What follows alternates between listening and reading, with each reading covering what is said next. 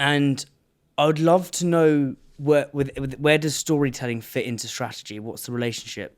All right, well, you're playing right into my hands here because this is something I've been thinking so much about in the last few months, and actually to quite an extreme degree. That's how we do these, mate. A degree that's so extreme that, and I'll explain this. It's so extreme that I would almost take it to the point where what the strategy is actually doesn't really matter, provided that, to use your language, the story is good enough, or that it's that it's charismatic enough. And you gave that Steve Jobs quote, and I'll one up you with another quote that I heard the other day, which I love, from David Perel, which is... Who's David Perel? He's this guy. He's all about writing online. That's his sort of shtick, just writing. And he's worth following. He's one of these sort of like influencers that I really get a lot from. And he said, the world doesn't reward people with the best ideas. The world rewards people who are best at communicating ideas. And I love this idea, this thought that the content of an idea, or the content of a strategy, is overrated. And what's underrated is how well communicated it is. And when you pull on the thread of this, you can actually get to a point where, and I don't quite believe this, but I definitely think this is half true, that there is actually no such thing as a good idea or a bad idea. All the things that we think are good ideas are actually just well communicated ideas. And all the things that we think are bad ideas are actually just badly communicated ideas. And what actually happens when these ideas are implemented is essentially a roll of the dice. It's all in the hands of fate. It's too complicated for us to predict. And so obviously loads of quote unquote good ideas fail, and also lots of quote unquote bad ideas succeed. And that being the case, it actually does make you wonder, wow, were they even good or bad ideas at all? Or was I just seduced into labeling some of the ideas as good because the person who described them to me in such a skillful way as that they convinced me? Now, bring this back to strategy. And if we say that basically sort of what the strategy is a bit sort of neither here nor there. The question is, how much am I able to sell the story to people? Well, a strategy is nothing if it isn't executed, right? The strategy is just it's just a means of provoking action. It's the action that's actually going to bring you results. It's the going out there and doing something that is going to actually give you that's actually going to give you money. So it stands to reason that the number one criteria that a strategy must pass is, will people take it and do it? I don't care about the content. I don't care whether it's clever. I don't care whether it's backed up by an insight. Will people take it and do it? Now, if you give people a charismatic, sexy, irresistible story around the strategy, your team, let's say, and they go out there and bloody do it, that's 90% of the job. What actually happens as a result of your actions? Well, who bloody knows? But you didn't know anyway. What actually counts is that they went and did it. So yeah, I wouldn't go quite so far as to say that like the content of the strategy doesn't matter. But what I would say is that it matters far less than people think. And the narrative or the communication of the strategy matters far more than people think. I think the greatest example of this is Prime, which I know everyone's now post-rationalising. But I don't know too much about it, so you can educate. Well, but I mean... But I know the vague stuff. But it's almost like it's the best example of we don't know what's a good idea or a bad idea. We only know the way it's communicated. And what's happened with Prime is the prime example of this, right? So not... and obviously now everyone on LinkedIn's post-rationalising it, but I knew this was coming. It's like, well, you weren't saying that when it launched. I could have seen it coming miles off. It's like, well, go on, fucking put your roar out when it actually means something. But to your point, packaging, again, this is all opinion, so it's like, what's my opinion? But packaging's in plastic. It's pretty gaudy and gary. The product's no good.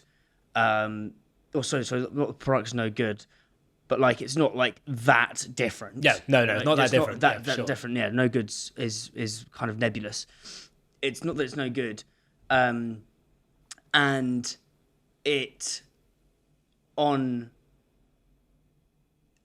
is the prime example of it's not the content of the strategy, it's the way it's the storytelling and how good that and persuasive and charismatic that is. So you then add on Logan Paul and KSI, who are two of the greatest storytellers, tell stories for a living through their online media platforms. They then put that in into kids. They create scarcity, meaning it's not everywhere, which creates fear and pull in terms of Seth Godin's spread of the story. To the kids who do get their mitts on it have status, again, the way ideas spread. So you have this link of like, was Prime really that good? Or did we have really great storytelling? You had Seth Godin's status, affiliation, and fear in terms of spreading the idea. So it's spread. And then what's happened now is, and what some people have been saying is, kids, what the folly of their strategy was that kids like yo-yos, like it comes and goes. Yeah, and that was something they did. So now we're actually looking at going, oh yeah, it was a bit shit. Post-rationally, everything's easy rationally. But I think it's a darling example of how important the storytelling and the charisma of the idea and the strategy is versus the actual. It's something we probably don't want to necessarily. We want to tell ourselves the strategy was amazing, not the charisma of the strategist was. Do you know what I mean? Yeah. And look, it's I think that we should actually view it as being very comforting, this, because I think that I think it's the story element and how we communicate the ideas. Number one, it's much more controllable than the quality of the analysis and the idea and everything. So I would suggest that in some ways it's easier to, I think people, they sweat too much over like, is the idea exactly right without actually, and it's easier to just like tell a convincing story about it. Number two, if you can tell a convincing story, that actually bodes quite well for the idea. It's a really good way of judging the idea, that you can actually spin a yarn about it and that you can actually get people sort of interested in it. It's a really great way to just judge the quality of the thinking. And it also then takes a bit of pressure off us thinking that, that we have so much responsibility for the way that things pan out there in the market, because really we don't. The randomness of what happens when an idea is put out into the world, when a business is put out into the market, is absolutely gigantic. And it isn't really a referendum on us what happens with it. The only referendum is, did you do something? What do you mean by referendum? So it doesn't really mean that we're sort of stupid if the idea fails or that we're smart if the idea succeeds. The only thing that we can really be judged on is, did we put something clear and specific and bold out into the world and let it breathe and become what it wanted to become? Like, and the results of that, if it's $1 billion, it doesn't mean we're a genius. And if it's a failure, it doesn't mean that we're stupid, because we weren't really in control of any of that anyway. The only thing that we're in control of is actually getting some interesting idea out there into the world. So I think that's quite freeing, and I think it's actually sort of much more, and it's a very, very unstrategic thing to say, because the whole sort of strategy thing is like, oh well, you do a lot of thinking and then you have this really clever idea, and because the idea is so clever, it's definitely going to work, and all the rest of it. And the more and more I do it, and the more and more I learn about it, I actually think that's kind of like a bit of a myth, and that's why now I do focus a lot more on the charisma of the idea, the storytelling of the idea, than I do on, let's say, the data that's backing up the idea or the information that's gone into it. Because if these are two levers, right, that you can pull, you're like, okay, I can either have a really clever, intelligent, rigorous, well thought through idea, but that's a bit dry. That's one lever. or I can have an idea that I farted out in 2 minutes on the back of a napkin, but when I tell it to people, they're like, oh yeah, that's cool. That's my other lever. Which of those levers am I backing to work? 100% is the napkin lever. 100% is the one with charisma, because all of the things around that, the ability to persuade, the ability to provoke action, the ability for you to actually have a good time doing it, the ability for the market to understand it, the likelihood that it has differentiation built into it, etc., etc., etc. It's got all those things going for it, that if the one thing that's missing is the rigor and sort of like how sort of like robust it is on closer examination, I'll take that trade. I'll take that trade. So the example I'm thinking about, the charisma of ideas or the charisma of strategy, is ITSU, and what Julian Metcalf did at Pret and at ITSU. So Pret's whole thing was eat fresh.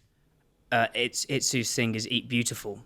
Clever. The ITSU one I love. Eat beautiful. But the way so what Julian did in terms of him being such a brilliant storyteller in telling it at every touch point is at Pret, the famous one is, it doesn't make sense from a P&L, but he would say to staff, if you like someone today or you feel like you want to perk up someone's day, give them a croissant, give them a free coffee.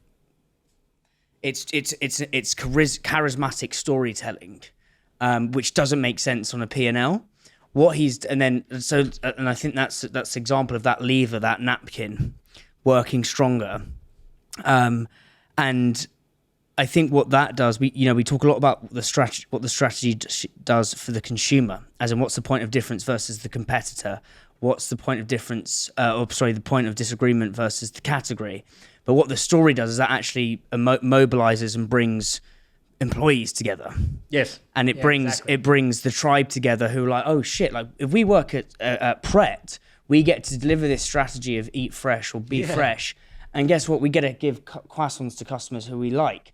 Whereas conversely at Starbucks, we're man managed. I'm just using this example. Yes. Man managed every 10 seconds, and we can't do it. So I think the storytelling is what mobilizes the employees. But then also what he's done at ITSU is you walk into the office, and he's got one of the first Steve Jobs Mac prototypes. Must have been worth tens and tens and tens of grand, thousands of pounds. But as every employee goes into the lift to go up to the ITSU reception area, they walk past that, and it's just a delicious example of setting the tone, setting the storytelling.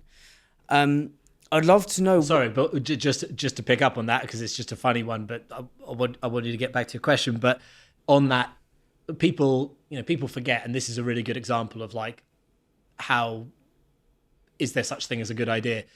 Of course, the original Mac, the Apple Macintosh, was a failure. It failed, right? So it was a quote unquote bad idea. And what's funny about it is that Jobs, basically, because he was so in love with the fundamental strategy behind that idea, which was essentially the blending of the liberal arts with computing, which is something that just hadn't been done before. And he did it with that. And when you say liberal arts, humanities, like artistry, poetry, because he was super into all the kind of like the soft subjects, let's say. And obviously computing was very sort of a hard, particularly at that time, hard mathematical, engineering kind of thing. So, for example, he had the first person had the idea of putting fonts onto a computer. Now we think that it was obvious that you would have different fonts in your word processor on the computer. But, at the time, that was a really weird, arty-farty idea to bring to the world of computing. It didn't make sense, but he did it because that's what he was into. He wanted computers to be tools for sort of artistry, not just maths. I'm being a bit reductive, but you get the idea. And that was what the Macintosh was all about. And it failed. It did not work. And he basically held on to that idea for another 15 years, left Apple, came back to Apple. The iMac was the same bloody idea as the Macintosh. And he just basically tried to do the same thing again. The same failed idea he did again, albeit, with newer technology and in a different time period. Oh, and the iMac happened to work. So like, there's a bit more to it than the way I'm telling the story, but broadly speaking, we could say Jobs' core idea that the entirety of Apple as a business, most valuable business ever, was built on, is actually an idea that failed when he tried to do it the first time. And then just through sheer bloody mindedness and just because he fancied it and whatever else, and he just believed in it, he came back and he had the gall to try doing the same idea again. But obviously the world was a different place, the technology was different, blah, blah, blah. Oh, and then the next time it worked, and then we all say that he's a genius and this incredible company was created. Was it a good strategy? Was it a bad strategy? Was it a good idea? Was it a bad idea? I'm not really convinced that it was either, other than the fact that just the universe kind of clicked and moved in his favor the second time he did it and didn't the first time. So look, I mean, we can, again, I think that we should take heart from that. But what was true both times was that the charisma in the story was bloody irresistible. And people believed in Jobs and backed him, even with the original Macintosh that didn't work, because he was still doing that Jobs magic and selling the dream then, and he did it later on.